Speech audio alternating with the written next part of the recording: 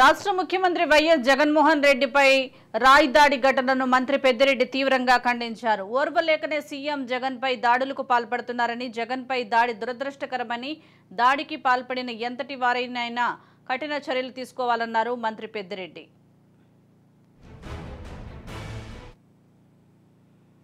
ఈ సిద్ధం సభలు విజయవంతం కావడం, ఆ తర్వాత ఈ బస్ యాత్ర సభలని కూడా విజయవంతం కావడం, ఈ ఓర్వలేని తనం ఎక్కువగా ఈ రాజకీయ పార్టీలు ఏదైతే కూటమిగా ఏర్పడినాయో వాళ్ళలో కనపడుతూ ఉంది. మొదటి నుంచి కూడా మేము కొద్దిగా జాగ్రత్తలు తీసుకుంటూ ఉన్నాము జగన్మోహన్ రెడ్డి గారి విషయంలో. బస్ యాత్రలో కానీ, అంతకుముందు సిద్ధం సభల్లో కానీ తగిన సెక్యూరిటీ జాగ్రత్తలన్నీ కూడా తీసుకున్నాము. అయినా కూడా ఇది అనుకోని సంఘటన.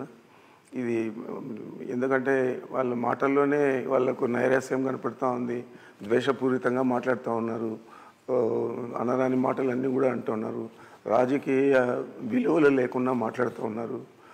మరి వారు ఇది కుట్రపూరితంగా చేశారని నేను భావిస్తాను.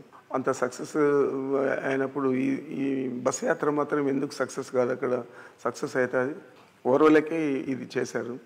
మరి ఏ విధంగా దీన్ని చూడాలో అన్ని నిజాలు తేలిన తర్వాత వాస్తవాలు బయటకు వస్తాయి.